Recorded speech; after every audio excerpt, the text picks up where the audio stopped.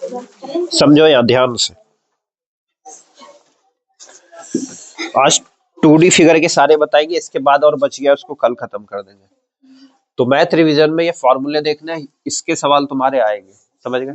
2D figure में समबाहु त्रिभुज का आना है, शांत हो लेने बोलने। तो 2D फिगर में चलेंगे। 2D फिगर में सबसे पहले समबाहु त्रिभुज, सम मतलब समान, बाहु मतलब भुजा, जिसकी सभी भुजाएं समान हो उसे हम क्या बोलते हैं, समबाहु। इसी में छुपा हुआ है, यानी कि इस यहां से यहां अगर ये ए है, ये बी है, ये सी है, तो यहां से यहां तक भी भुजा इसकी क्या, ए सेंटीमीटर, यहां से यहां तक भी इसकी ए सेंटीमीटर, यहां से यहां तक भी ए सेंटीमीटर।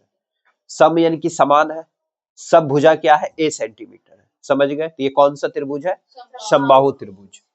तो समबाहु त्रिभुज की बात करेंगे, तो समबाहु त्रिभुज का क्षेत्रफल, ठीक है, समबाहु त्रिभुज का क्षेत्रफल क्या होता है, √3/4 a², ठीक है, याद रहेगा, √3/4 भुजा स्क्वायर, याद रख कर लोगे, ए मतलब भुजा, भुजा स्क्वायर, तो √3/4 गुना भुजा स्क्वायर। चलो अब चलेंगे समबाहु त्रिभुज का परिमाप, परिमाप बोलो या परिमिति बोलो या परिधि बोलो, समझ गए। परिमाप बोलो, परिमिति बोलो या परिधि बोलो, तीनों मतलब क्या लेना है, इसका ये लेना है, इसको जोड़ना है, यही ना है। तो तीनों बराबर है तो हम क्या ले लेंगे, 3 गुना भुजा, क्या ले लेंगे, 3 गुना भुजा, 3 गुना भुजा। ध्यान लिख लो अगर दिक्कत होगा तो, ए मतलब भुजा। अगला समबाहु त्रिभुज की ऊंचाई, अब चलते समबाहु त्रिभुज की ऊंचाई, यानी कि कहां से होगा, ये होगा। तो समबाहु त्रिभुज की ऊंचाई, समबाहु त्रिभुज की ऊंचाई क्या हो जाती है, √3/2a, √3/2a, ठीक है। समझ आ गया, समबाहु त्रिभुज का इतना याद रखना है, समबाहु त्रिभुज का क्षेत्रफल, समबाहु त्रिभुज की ऊंचाई और समबाहु त्रिभुज का परिमाप, इन तीनों में से सवाल आएगा। आगे चलते हैं, एक त्रिभुज हमारे पास दिया होगा जहां पे आधार दिया होगा और ऊंचाई दिया होगा, बोलेगा एक त्रिभुज है जिसके आधार इतना सेंटीमीटर है और एक ऊंचाई दिया है, तो उसका क्षेत्रफल निकालो। इसका डायरेक्ट हो जाएगा, त्रिभुज का क्षेत्रफल हाफ इंटू आधार गुना ऊंचाई। और एक त्रिभुज दिया होगा जो 90 डिग्री का बनाता है, तो ये कौन सा त्रिभुज होता है, समकोण त्रिभुज होता है।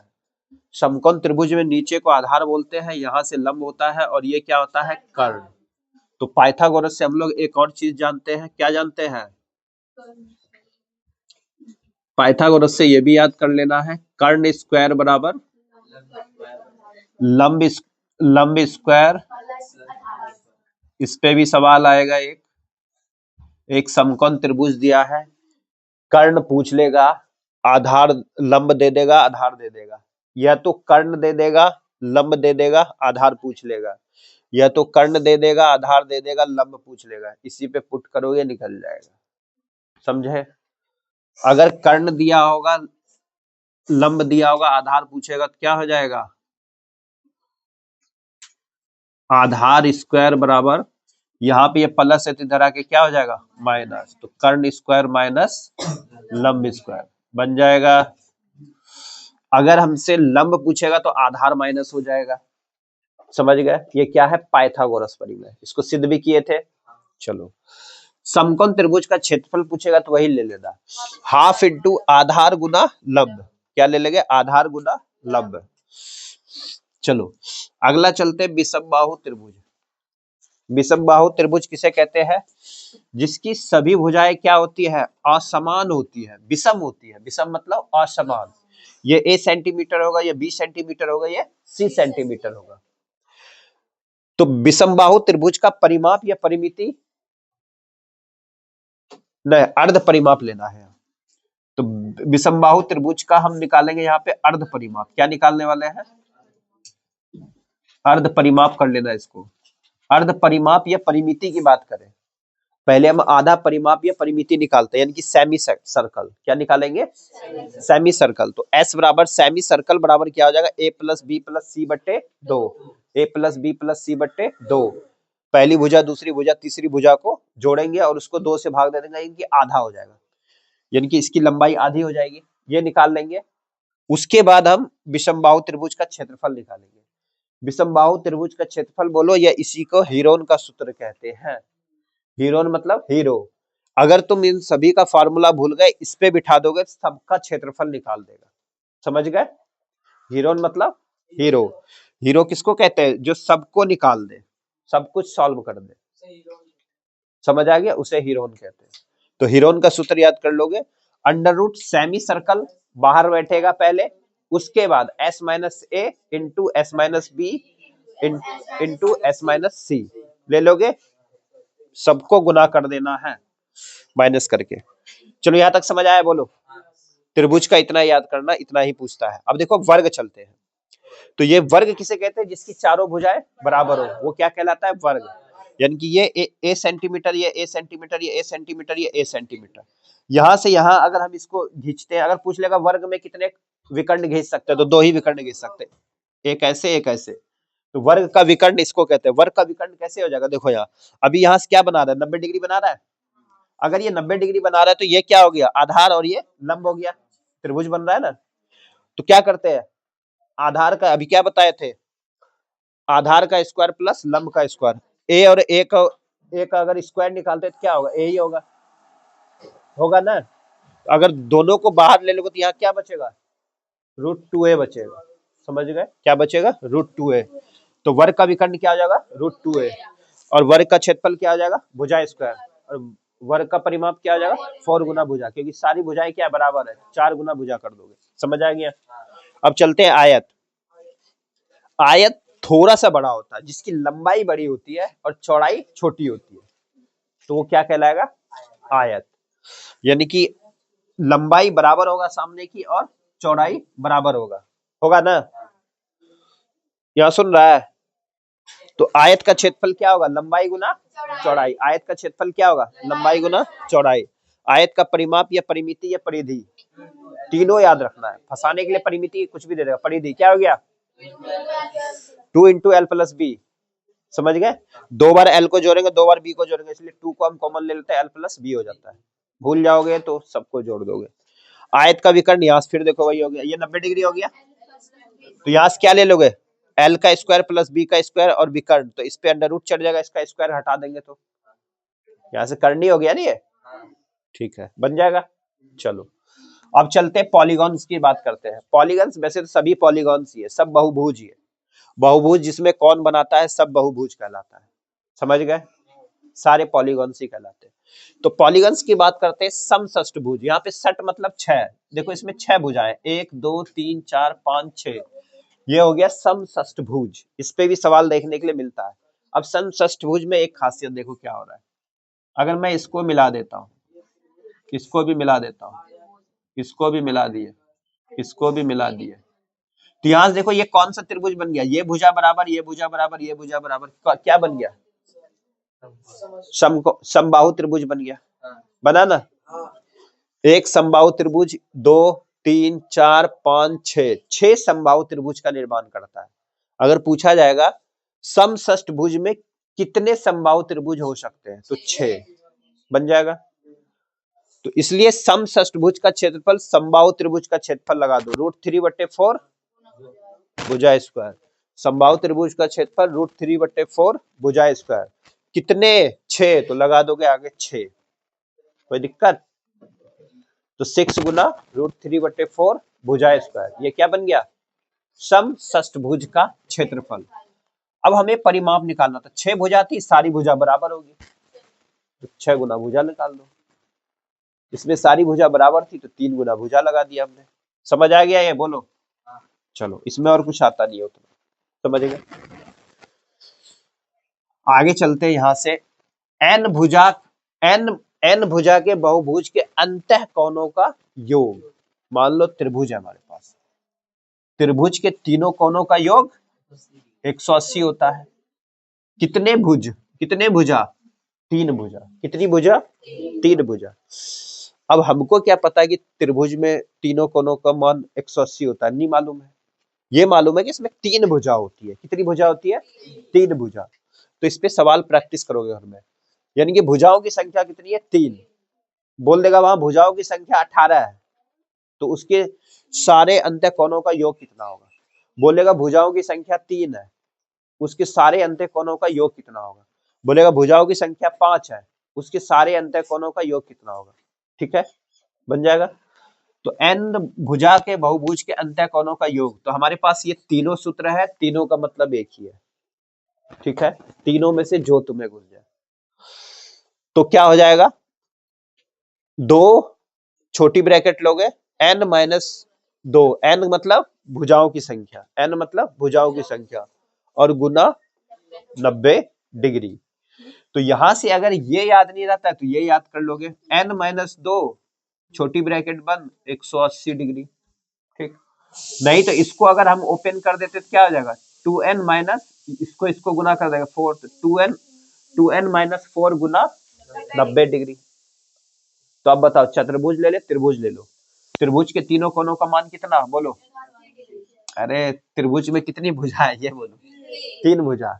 तो 3 में से 2 गया, कितना बचा, 1 गुना 180 डिग्री करेंगे, कितना हो जाएगा 180 डिग्री। तो त्रिभुज के तीनों कोनों का मान 180 डिग्री। अब चतुर्भुज ले लेते हैं, 4 माइनस 2 करेंगे, कितना हो जाएगा 2, 18 दूनी 36। तो चतुर्भुज के चारों कोनों का मान 360 हो गया। अब षष्ठभुज ले लेते हैं, यहाँ पे ले लो 6, 6 माइनस 2 कितना हो गया 4, 4 गुना 180 कर दो, कितना हो गया, अरे 18 चौके 54, 540। और 6 भुजा वाला ही एग्जाम में सबसे अधिक पूछता है, समझे, 6 भुजा वाली इस पे ही पूछेगा। 5 भुजा भी पूछ लेगा तो बन जाएगा, अरे बन जाएगा, 5 भुजा पूछ ले, 10 पूछ ले, 20 पूछ ले, कुछ भी, तुमसे 10 से ज्यादा ऊपर नहीं पूछेगा।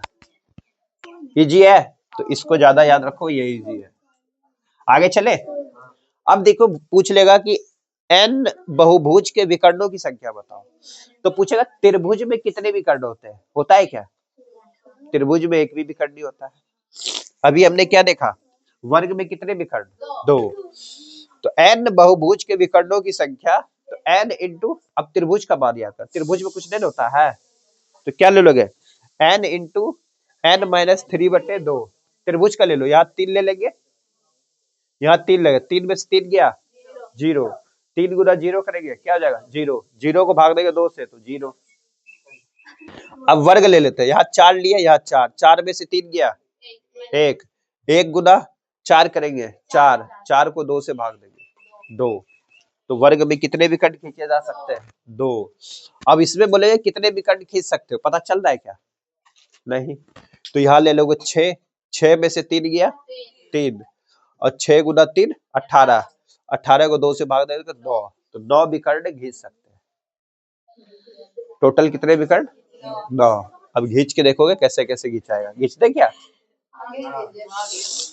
1 हुआ, 2 हुआ, 3 हुआ, 4 हुआ, हो गया, यहाँ से आ जाओ, यहाँ से 5 हुआ, 6 हुआ, 7 हुआ, 8 हुआ, और एक ये बीचे 9 हुआ। टोटल कितने विकर्ण, 9। ये आगे चल के देखो, जिसका मैथ अच्छा उसकी रीजनिंग भी अच्छी होती है, बताया ना, ये रीजनिंग में पूछता है हुआ। हाँ इससे भी हार्ड। चलो भाई आगे चलते हैं। अब चलेंगे बहुभुज की परिमिति। तो सिंपल कहानी है, क्या लगा दो उसके भुजाओं की संख्या, भी जैसे बोले समबाहु त्रिभुज का परिमाप या परिमिति बताओ, क्या लगा दे, 3 गुना भुजा, भुजा का मान दिया होगा n लगा दोगे, समझ, n गुना दिया होगा वहां, बहुभुज की परिमिति बताओ। ठीक है, बहुभुज की परिमिति, हाँ बहुभुज की परिमिति बताओ, वहां n का मान दिया होगा, हाँ आगे भुजा भी दी होगी। चलो आगे, ये देखो ये क्या है, n भुजा वाले समबाहुभुज का प्रत्येक अंतःकोण। अब एक ही कौन बताना, ये समबाहु त्रिभुज में एक अंतःकोण कितने का, 60 डिग्री का। रे नहीं सुन रही है, तो कितने का होगा, 60 डिग्री का होगा ना। तो यहां से देखते क्या 60 डिग्री का होता है। तो अगर यहां से बात करना चाहे, समबाहु त्रिभुज में कितनी भुजा है, 3, तो यहां से ले लो 3, 3 माइनस 2 कितना आ गया 1, और यहाँ कितना आ जाएगा 3, 3 से इसको कटा दो, कितना आ गया 60 डिग्री आया ना। तो यानी कि समबाहु त्रिभुज में प्रत्येक अंतः कोण कितने का 60 डिग्री का। अब चतुर्भुज ले लेते हैं। अगर हम चतुर्भुज ले ले तो ये कितने डिग्री का बनाता है 90 डिग्री। इसकी भुजा कितनी 4, 4 में से 2 गया 2 और नीचे 4, तो इसको कटा दो, कितना हो गया हाफ, हाफ हुआ ना। अगर यहाँ 2 था यहाँ 4, तो 2 एकम 2, 2 दूनी 4, तो 2 बचा, 2 से इसको कटा दो, कितना आ गया 90 डिग्री। एक कितने डिग्री का होगा 90 डिग्री का बन जाएगा। वहां पे भुजाओं की संख्या दिया होगा और पूछ लेगा इसका प्रत्येक अंतः कोण कितने का होगा, तो इस फार्मूले पे लगाओगे, समझ गए। तो वो तुम्हें चतुर्भुज वाला तो नहीं पूछने वाला है, नहीं वो तो सभी को याद रहता है। चलो ये क्वेश्चन तुम्हारा ज्यादा पूछा जाता है। n भुजा वाले बहुभुज के प्रत्येक बहिष्कोण का, ये वाला आएगा, प्रत्येक बहिष्कोण का मान बताओ, ये कितने का होता है। ठीक है, नहीं ये 60 डिग्री होला है ना, ये 60 डिग्री होला है। अगर समबाहु त्रिभुज है तो ये कितने का हो गया 120 डिग्री का, ये दिख रहा है? तो बताओ इसमें कितनी भुजा, त्रिभुज में कितनी भुजा 3, सीधा 360 में 3 से भाग दो, कितना आया 120, 120 डिग्री का होगा, समझा। चतुर्भुज में पूछ लेगा चतुर्भुज का बहिष्कोण बताओ, ऐसे खींचेंगे तो ये कितने का होगा, ये क्या होता है इन दोनों कोणों के बराबर होता है। अरे बहिष्कोण उतना ही होगा ना, तो 4 से भाग दे दो यहाँ, तो कितना आ गया 90 डिग्री होगा, नहीं आया। ये एक रेखिक युग्म बताता है, ये 90 डिग्री है, तो ये रेखिक युग्म है, तो 180 में घटाएंगे तो ये भी 90 डिग्री है क्या। हाँ तो अरे बहिष्कोण खींच रहे हैं ना, यहाँ से देखो ये चतुर्भुज हो गया, यहाँ से कि ये क्या है बहिष्कोण हुआ, वन बहिष्कोण, तो बहिष्कोण हुआ तो ये कौन पूछेगा कितने डिग्री का होगा, कितने डिग्री का होगा 90 डिग्री, क्योंकि ये हमें पता है कि चतुर्भुज के अंदर का कितने होगा 90 डिग्री का, तो बगल वाला भी कितने होगा, रेखिक युग्म बनाएगा 180 में घटा दोगे 90 डिग्री, डायरेक्ट निकाला 360 जितनी भुजा उससे। अब बोलेंगे इसका बताओ कितने डिग्री का बना रहा है बहिष्कोण, कितनी भुजा है 6, 6 से भाग दे दो 60 डिग्री का बनाएगा। अब यहां से तुम ऐसे ले जाओगे इसका प्रत्येक अंतः कोण निकालो, पहले प्रत्येक अंतः कोण निकालोगे फिर इसका बहिष्कोण निकालोगे, समझे। प्रत्येक अंतः कोण निकालोगे और बहिष्कोण निकालो, तो प्रत्येक अंतः कोण निकालो, प्रत्येक अंतः कोण कितना हो गया 6, इस पे पुट करना अप्लाई करना निकल जाएगा, समझ आया। आ जाओ खड़े हो जाओ दोनों, खड़ा हो रहे।